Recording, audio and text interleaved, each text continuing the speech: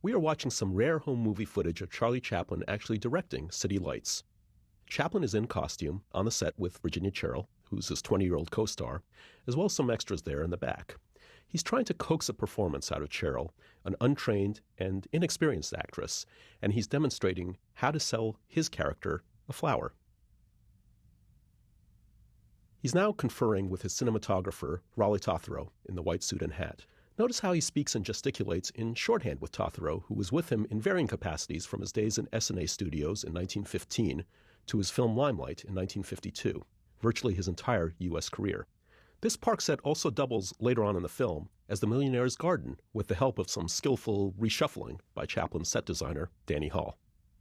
You can see that after conferring with Tothero, Chaplin has moved Cherrill a little further up on the ledge, where she would remain for all subsequent takes and in the finished film. Chaplin watches her performance from more of a distance, seated in his director chair, but the new perspective is of no help. Chaplin was a perfectionist, the king of the retake, but he set a record even by his own standards with this sequence, 342 takes for what ended up being just a 3-minute sequence in the finished film.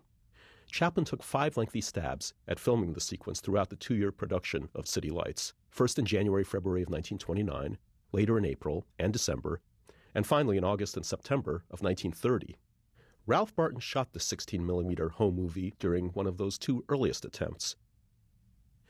Here Chaplin is goofing around for Barton, the only time he smiles out of character in any of this footage. Barton was a great friend of Chaplin's, and it was a terrible shock when he committed suicide shortly after City Lights was released. Here now, Chaplin is venting at assistant director Harry Crocker for the way he's managing those extras. Crocker is best remembered as the co-star of the previous Chaplin film, The Circus. He was not long for this production and was fired in September of 1929, which allows us to approximate when Barton shot this film. I'm happy to report that Chaplin and Crocker did eventually reconcile about 20 years later, shortly before Crocker's own untimely death. While Crocker did retain screen credit as assistant director after the dismissal, he shared it with Henry Bergman and Albert Austin, neither of whom we see in this Barton footage. Now Barton documents the central problem Chaplin is struggling with. A rich man is buying a flower from Cherrill, and then she attempts to make a sale after that to Chaplin's tramp. But why would she confuse a tramp with a man of means? She's certainly blind, but presumably her sense of smell is intact. What's troubling Chaplin is not just Cherrill's inexperience, but the logic of the sequence. Even so, Chaplin took out all his frustration about both on Cherrill. He even took her to task for the way she delivered her lines to him, even though he knew full well that this was a silent film. She only had to say 2 words, "Flower, sir?" But Chaplin complained that her inflection was all wrong, as was the way she held up the flower when offering it to the tramp. The clinking of the cup on the chain might have helped to alert her to his presence, but the device was abandoned in the final version. Now that it's established that she's mistaken the tramp for someone who has money for buying flowers, most of their interaction is nearly identical to what we see in the finished film. What continued to vex him is what would trigger this mistake. It wasn't until over a year later when he came up with the right device, the simple slamming of a car door. We can see Chaplin's blood pressure rising again.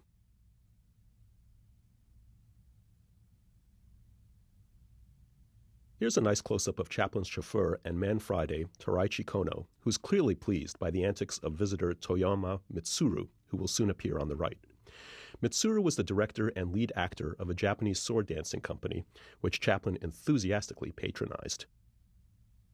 Chaplin seems ready to explode now, apparently because Cherrill was not immediately available for this take.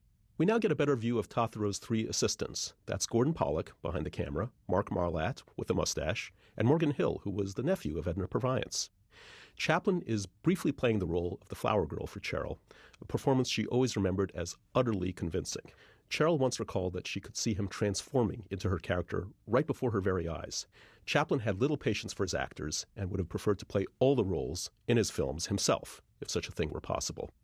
The camera pans over, revealing that this park set was actually built inside the main studio structure, which at this point was still open air.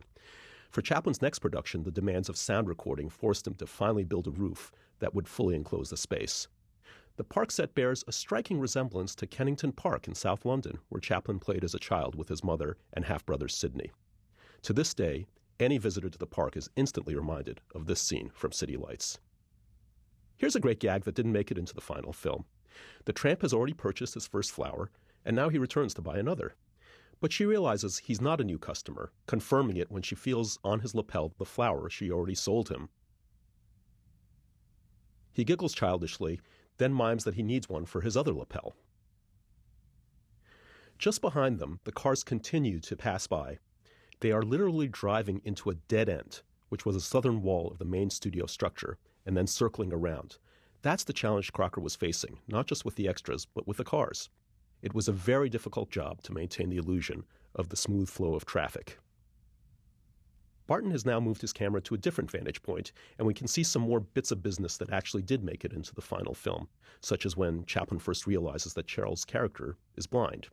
We also see here that Chaplin has determined fairly early on in the production that this scene would end with the limousine door slamming and the tramp quietly slinking away.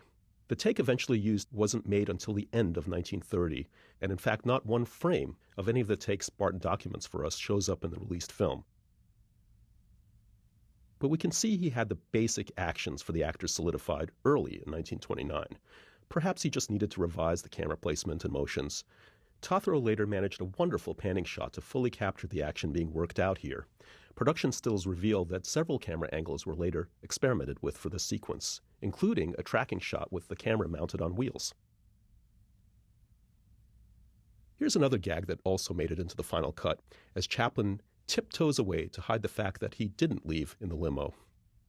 Although, in the final take, filmed a year and a half later, in September 1930, he does not take his eyes off Cheryl as he sneaks away, nor does he twirl his cane. He also developed a hilarious coda for the sequence involving that water fountain. Barton again pans his own camera around to show a fuller view of the Chaplin studios. There's the ramp that's been put into place so the cars can drive into and out of the building. Barton gives us nearly a 360-degree view of the studio, the grounds looking very much as they do to this day under the management of the Jim Henson Company. Here's a view of the exterior of the studio complex located on the corner of La Brea Avenue and DeLongpre in Hollywood, California. Chaplin began construction of the studio in 1917 and made all his independently produced films within this complex. It's very likely that those cars that we see lined up in front are being teed up for those street sets on the inside. Shooting for the day is apparently over. Chaplin is walking on the City Lights street set, built outside the main building on his back lot. This is a T-shaped block, which, when combined with hanging miniatures, gave the illusion of size, and was recycled with minor modifications for Chaplin's next film, Modern Times. In between, Harry Langdon borrowed this outdoor set in 1932 for his film, The Big Flash. Finally, the exhausted boss, at the end of a long day, is headed back to his office on the southwest corner of the studio lot. And perhaps it's for the best that he doesn't yet know just how much more effort it's going to take to finish City Lights, the film he would fondly remember long into retirement as his favorite.